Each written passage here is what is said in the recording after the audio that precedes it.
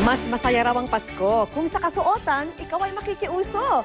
At para ang fashion ay maging merry, hatid po namin ang ilang mga do-it-yourself Christmas accessory.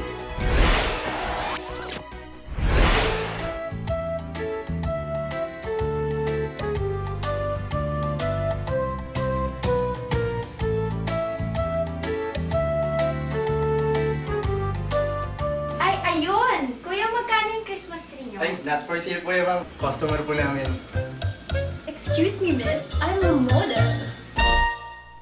Hindi porket Pasko ay Christmas tree na dapat ang peg mo. Para iwas kahihiyan ngayong Kapaskuhan, matutong mag-accessorize sa tamang paraan.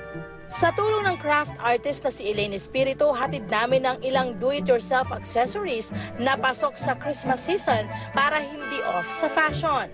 Una natin gagawin ay ang snowman necklace. Ang cute na snowman necklace pendant, tiyak agaw pansin kapag inyong susuotin. Maghanda lang ng plies, gunting, alambre at iba't ibang klase ng beads.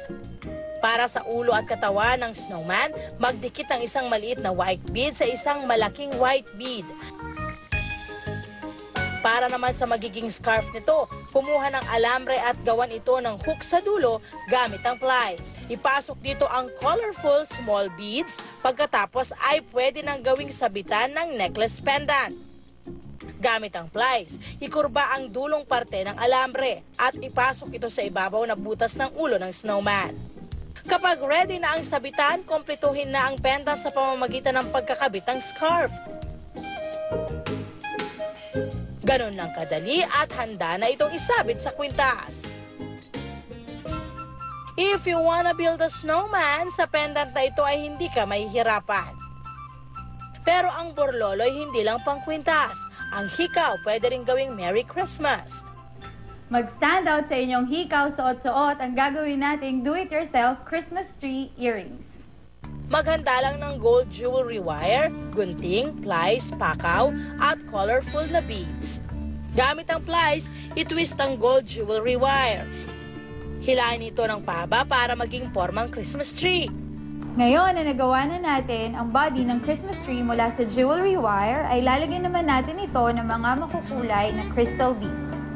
Maglagay ng crystal beads sa isa pang jewelry wire, pagkatapos ay ipasok ito sa loob ng nagawang Christmas tree. Magdagdag ng mas marami pang crystal beads kung gusto pang pabonggahan ang ear accessory.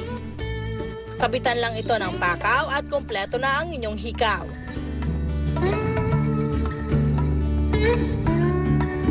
Ang Christmas tree hindi na kailangan ng star dahil kapag suot ang hikaw na ito, paniguradong ikaw ang magiging star.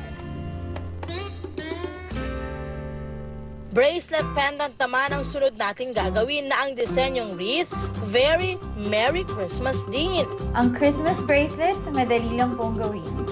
Ang mga materyales, ribbon, alambre, beads, bracelet string, mini bells at hook o pakaw. Markahan ang ribbon gamit ang ballpen at ruler. Ipasok sa mga namarkahang parte ang alambre at salitan itong lagyan ng beads. Kurbahin na ang magkabilang dulo ng alambre para magkorting pabilog ang pendant. Sakalang ipasok sa alambre ang decor na mini bell sa gitna ng pendant. Pagkagupit sa sobrang alambre ay pwede na itong gawa ng sabitan. Isabit na ang pendant sa bracelet string at pwede na itong suotin. Pwede din itong gawing Christmas earrings, lagyan lamang ng hook. Siguradong mag-glow ang beauty sa Christmas wreath pendant na 2-in-1 ang gamitan.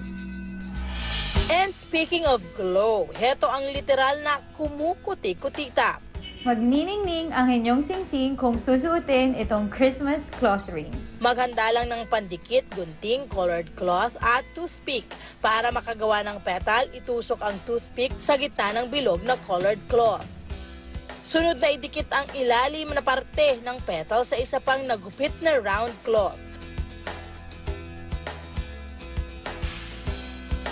At dikitan pa ng mas maraming nagawang petals ang base.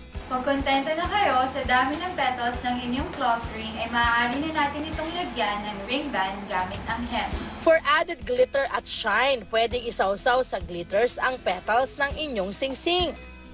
Shine bright with your DIY sing-sing na talaga namang Paskong Pasko ang dating. Sa ating mga nagawang borloloy, hindi lang Christmas ang merry, kundi pati na rin ang inyong mga fashion accessory. Nakamura ka na, in ka pa. O paano? Goodbye walking Christmas tree na ha!